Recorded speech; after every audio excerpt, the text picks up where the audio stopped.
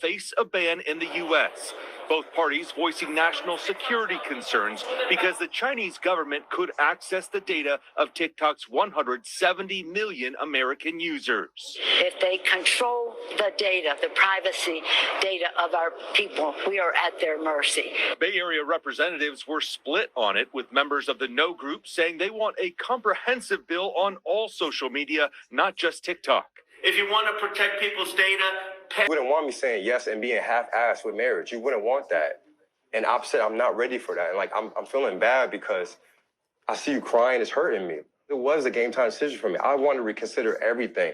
And it's just for me to say off a great 2 weeks, this is going to be my wife. By the way, don't act like you had nothing to do with this. We were on strike for a long time, for 148 days.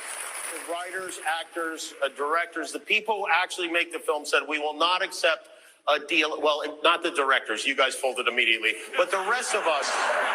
So before we celebrate ourselves, let's have a very well-deserved round of applause for the people who work behind the scenes, the Teamsters, the truck drivers, the lighting crews, sound, camera, gaffers. Can you help me discover a catchphrase? Because I'm going to go. You need a catchphrase. I do. Do you have any ideas? Yes. So how about instead of, if you smell what The Rock is cooking, how about, if you smell what Drew WW... This crowd will go insane.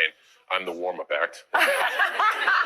He'll be on tomorrow. I'm very, very excited. He is fantastic, and he will be at WrestleMania 40 as well, and I'm excited. So that means you will be too? So this is kind of like, I'm kind of waiting for my invite. Unfortunately, it's not like, I don't have a prom date, so I have no one to go to the prom with. So I haven't been asked to go yet, but that's okay. That's all right. I'm very excited that you're going. Dwayne, I'm very excited that you're going.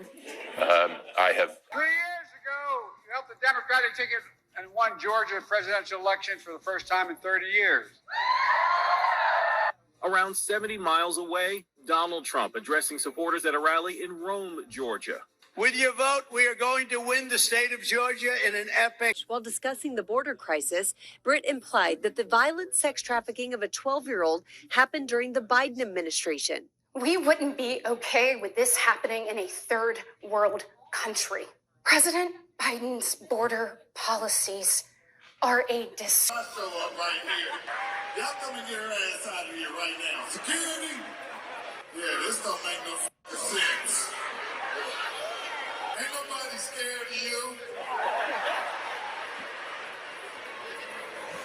That nigga ain't gonna do shit either. We whoop shit out that nigga right there. You don't have to go anywhere. I'll have my supervisor come down and call me.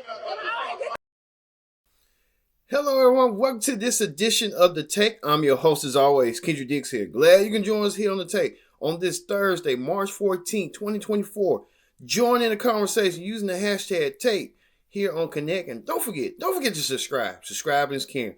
Tell a friend, call a friend, hit that subscribe button so you won't miss a thing. All right, let's get to the big story. The big story is, man, is the U.S. government trying to ban TikTok? This could be true. We know that sometimes the U.S. government wants to get involved and ban something that's the new popular hit craze thing. And that hit popular craze thing is TikTok. TikTok has almost 174 million followers, almost 1 billion. TikTok is, everyone talk about it. You know everyone's buzzing about it, beaming about it, talking about TikTok. TikTok has reached its followers and reached followers beyond. But the U.S. government is worried that China might be spying through TikTok to see what American traits and secrets are. And you won't be surprised. Both ends of the aisle, Democrats and Republicans, are agreeing that they want to ban TikTok. So TikTok don't have to be prying on the U.S. government. Let's get a full recap on what's going on with the U.S. government trying to ban TikTok. A showdown is looming for TikTok. Today, the House overwhelmingly passed a bill to force the social media app's Chinese parent company, ByteDance, to sell or face a ban in the U.S. Both parties voicing national security concerns because the Chinese government could access the data of TikTok's 170 million American users. If they control the data, the privacy data of our people, we are at their mercy. Bay Area representatives were split on it, with members of the No Group saying they want a comprehensive bill on all social media, not just TikTok. If you want to protect people's data, pass an Internet Bill of Rights to do that. TikTok creators and users rallied outside the Capitol today, saying they count on it for their businesses. You will be destroying small businesses. TikTok has been a really great opportunity for small businesses to engage with a larger audience. Jennifer Lee disagrees with the ban as well. You may remember her family's Vietnamese restaurant in Santa Rosa was struggling until her post showing her dad waiting for customers went viral. And without this platform, then we probably would have never received the exposure that we needed during such a difficult time. A TikTok spokesperson today saying the government is attempting to strip 170 million Americans of their constitutional right to free expression. But San Jose State professor Ahmed Banafa says the fears are warranted because of the information TikTok collects. The contact, they collect also the contents of your direct messages, the videos that you watch and how long you can watch it. Also, they estimate your income. Your location is also gathered. This information is a very valuable information. He also says there are real fears China could try and sway public opinion via the app, especially during an election year. So you can see if there is a fake deep video about one of the candidates or some of the incident by the Chinese or by any of other countries who want to harm the United States. President Biden. It's a revolt led by youngsters. Stop the ban. Teens and young adults across the nation are rising up to save TikTok. Stop trying to ban TikTok. An army of young TikTok rebels are taking a break from viral dance crazes and challenges and coming together to stop the government from taking away their favorite social media platform. You do you, I do me, and you leave my First Amendment right out your business. They're using their phones to actually make phone calls to members of Congress. They've gotten these floods of telephone calls to their offices, mostly from high school kids and middle school kids. Do not ban TikTok. That's not acceptable.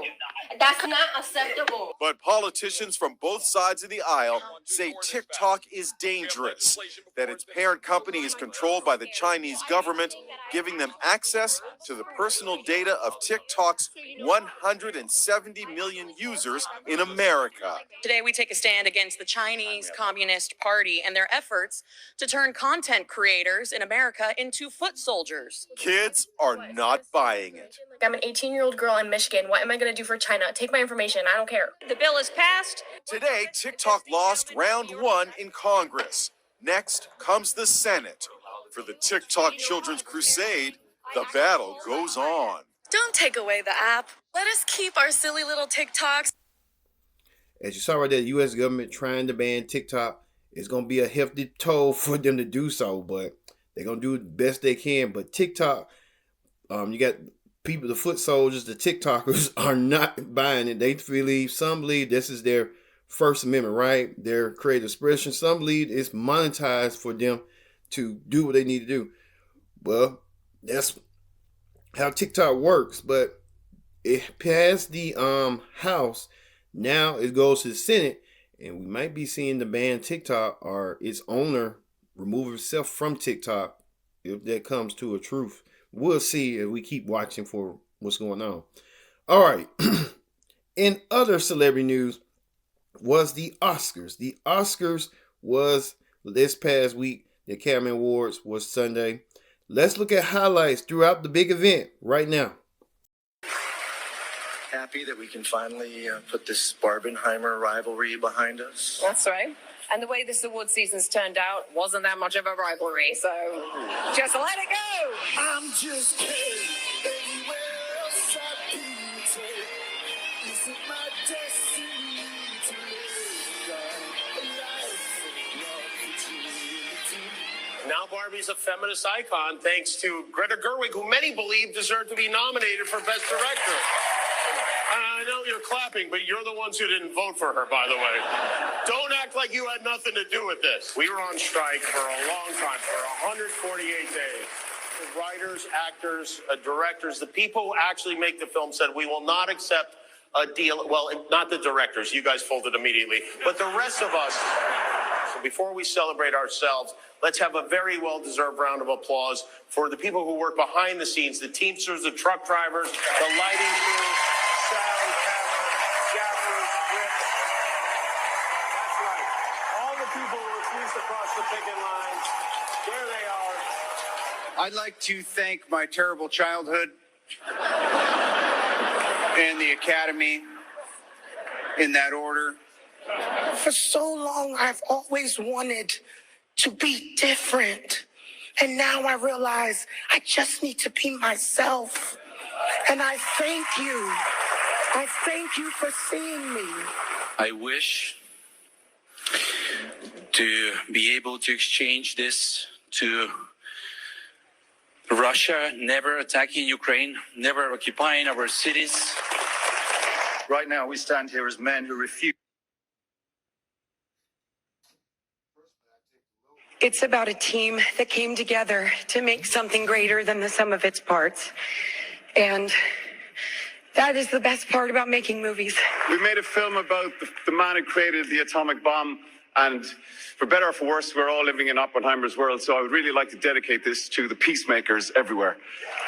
The reason this movie... You think that I'm a meaningful part of it means the world.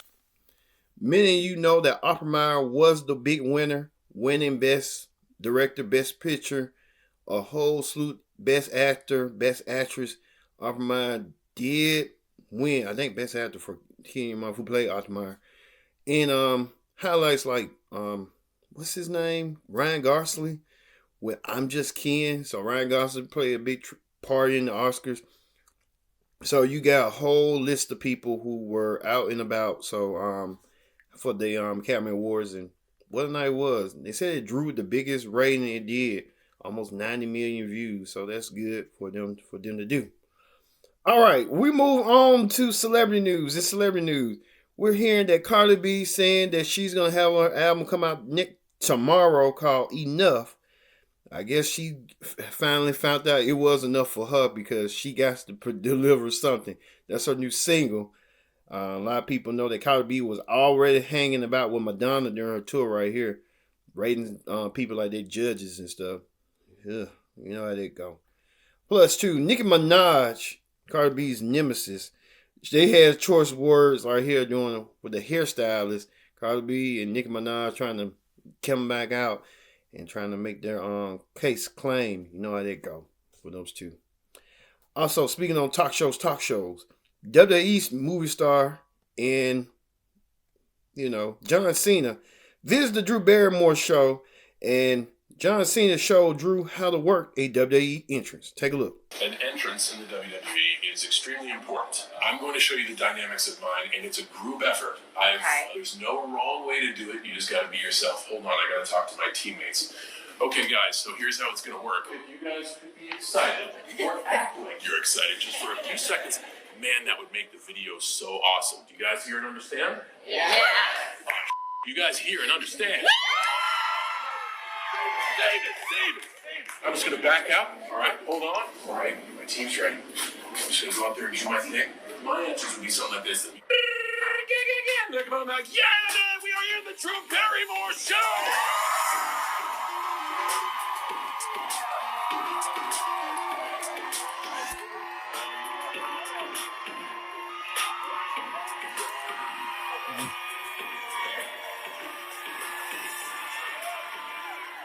Honestly, how'd you do? Did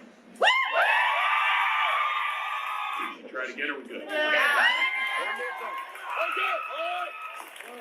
All fours is a choice. I'm just saying it's a choice. Trying to get the crowd excited. I'm going to work them into a fever pitch, and then we're going to get this right. All right. This is the one.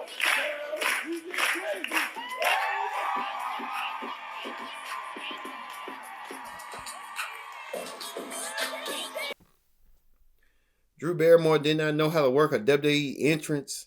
Good God. Drew Barrymore comes walking out. She was big, way big before John Cena even was brought up.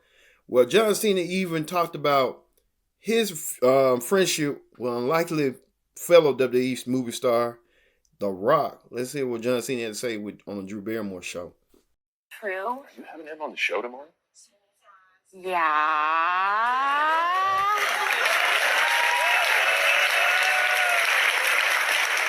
I am very excited for you. He is energetic, electrifying. This crowd will go insane. I'm the warm-up act. He'll be on tomorrow. I'm very, very excited. He is fantastic, and he will be at WrestleMania 40 as well. And I'm excited. So that means you will be too? So this is kind of like I'm kind of waiting for my invite. Unfortunately, it's not like I don't have a prom date, so I have no one to go to the prom with. So I haven't been asked to go yet, but that's okay. That's all right. I'm very excited that you're going. Dwayne, I'm very excited that you're going. I have not yet found a golden ticket in my chocolate bar. So I guess I got to keep eating chocolate bars to find a golden ticket. It's the 40th installment of WrestleMania, and that gives me a tremendous joy and happiness because the event is bigger than it's ever been. And I believe you should leave a place better than when you found it. And I think I've done that. And it brings my heart so much joy to see the event in the place that it is now. That's Don't it. afraid to be you. And yet you can grow and change and not lose your core self like Dwayne Johnson. And I love that you guys are friends now. Is that true? Well, John Cena and Drew Barrymore did brought up The Rock, which The Rock came on the show. And Drew recreated The Rock's infamous pose. Take a look.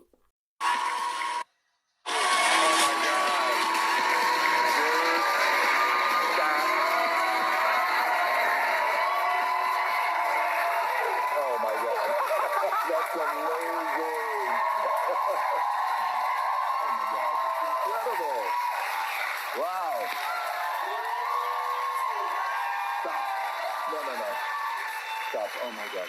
I love you so much. Thank you. I do. I love so many things about you. Oh, thank you. May I ask, what body language should I have? I mean, I think you just naturally did it, where it was just one of these things and your chest out a little bit. I do, I've got bosoms and I don't stand like this, but being you, I feel like I could just the world. Yes. I also have, for some reason, this is my watch. Yes.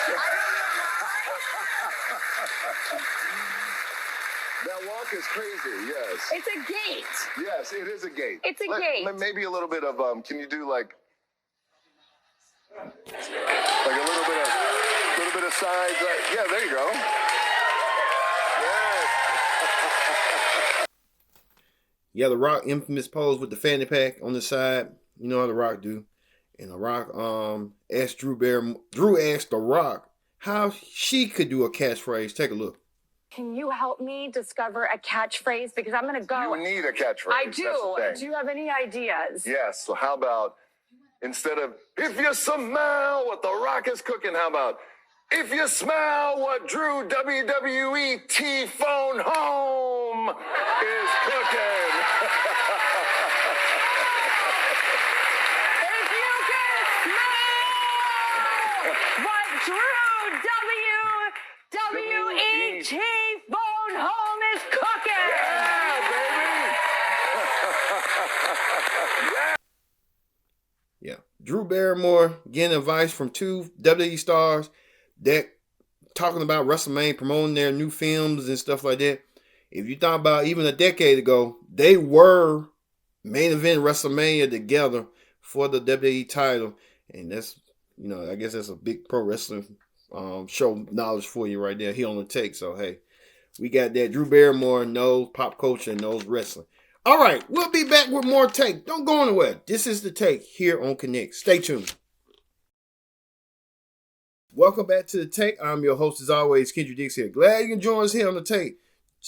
Like I said, stand on by.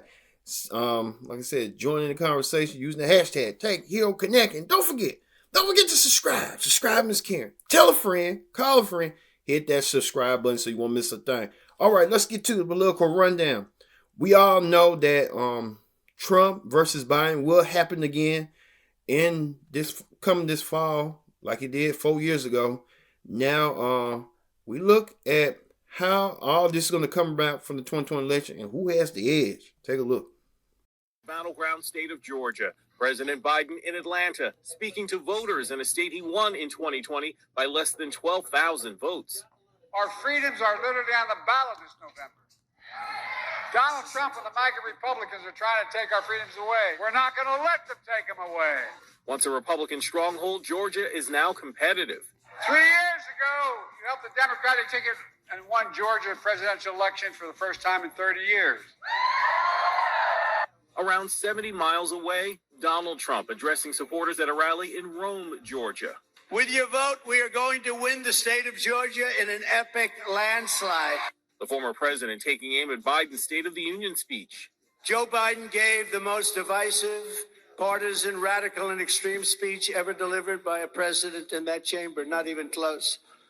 Rather than trying to bring our country together, he tried to cling to power by tearing our country apart. Well, we know that both men, this is going to be a close, narrow race for both men. So we'll see, once again, between the two, how this is going to go down. And you know it's going to be negative response to both men heading towards fourth. So we'll see that. Plus two. Also, Katie Britt did the State of the Union Express. And Katie Britt tried to, it was creepy, bizarre, and outrageous. Take a look. Motivated. She spoke on Senator Ted Cruz's podcast yesterday. The liberal media isn't interested in the truth. In her speech, while discussing the border crisis, Britt implied that the violent sex trafficking of a 12-year-old happened during the Biden administration. We wouldn't be okay with this happening in a third world country. President Biden's border policies are a disgrace. But that case dates from when George W. Bush was president. Britt yesterday did not directly address accusations that she was misleading. My crime was like putting too much passion, too much heart and soul behind the issues that I genuinely care about.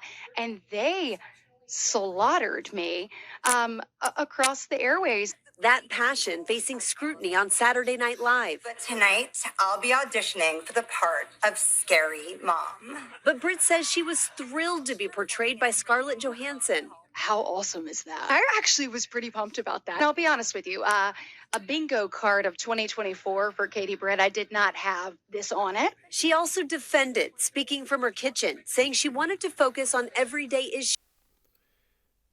Yeah, Katie Britt was creepy. It was just like she was at the kitchen table, but the kitchen table didn't want to be around her. It was creepy, but she didn't care. Katie Britt is just that. Katie Britt just weird. I ain't got nothing to say about that, but it was creepy. I tell you that. And she needed some I'll say that. Katie Britt needs some. She needs to go. I ain't got nothing to say. It's just crazy and creepy. All right, on the reality show Clip Down, we talk about this. Love is Blind has getting some traction on Netflix about this couple that was going to the altar, and then the man decided that he didn't want to go to the altar. Let's take a look right now. There is so much to talk about. I just need to know, for you, how has it been watching this all play out? It's like I'm a fly on the wall for my own life. And I would say that I'm looking at it in the sense of, it's like watching tape as an athlete. I'm identifying things I could do to get better, and I'm just taking it from a humbling perspective. Nick, that's a good question. I think throughout this whole process, one of the biggest things that I struggled with was getting out of my own way. I kind of battled with like the morality of like, am I a good person? Am I a bad person? And AD always like navigated me. She always made sure that she uplifted me and made me feel like the best person. But I couldn't get out my own way. I just kept looking at myself in the mirror. I'm like, I'm not the guy that deserves like love and marriage. And, you know, AD really seen me through. She's honestly the love of my life. And I would tell you, honestly, I did make a mistake, you know, going to the altar and saying no. But, you know, it's like one of the things that you just kind of like go through and live through, you know, and I'm humbled to watch myself and see that there was different things that I didn't do well. And, you know, I'm definitely taking the work. I've been doing therapy to be a better person, you know. because I do think that, you know, it was a big letdown, and I apologize. I love you. You are the love of my life, and it was a mistake. 80. That was like a roller coaster of emotions. I'm watching you go from like, oh, here we go, to, oh my goodness. Yeah. What are you feeling hearing Clay say all of these things?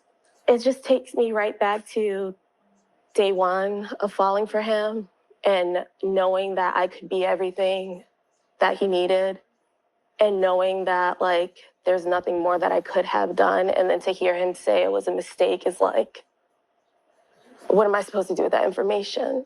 Mm-hmm. Do you think you would ever date him again?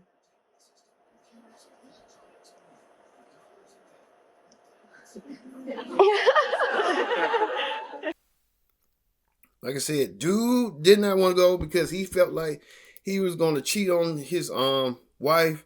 He said he wasn't ready. In many facts, maybe he did her a favor and he wasn't ready. Maybe she didn't have to go through that embarrassment. I know she was embarrassed. Why did she have to go through what she had to go through? But I get it. But you know what I'm saying? Even Sheriff Shepard made mention of it. Take a look. Woo! Love is blind. We just found out what couples said I do. All right, now I have been obsessed with Clay and AD since I found out. Since I found out that AD slurps his soup like a kid.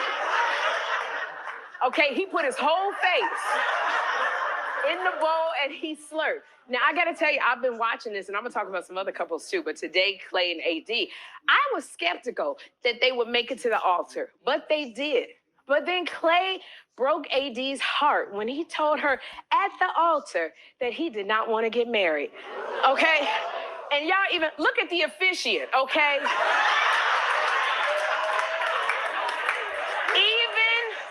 Even the officiant is like, you know you wrong for this. You know, that is the ultimate side-eye from the officiant. So after breaking her heart, Clay explained that he just wasn't ready for marriage. Take a look.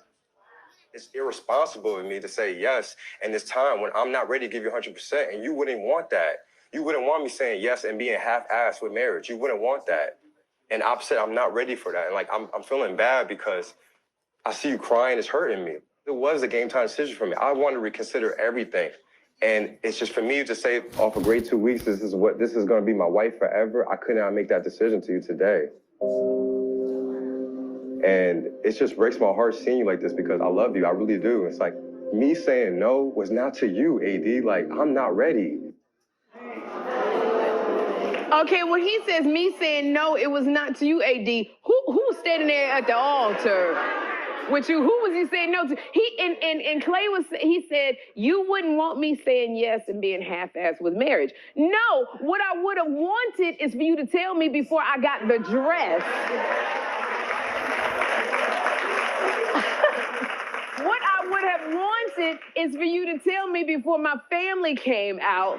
What I would have wanted is for you to let me know this before I had all my bridesmaids by the I'll go laugh of Chicago.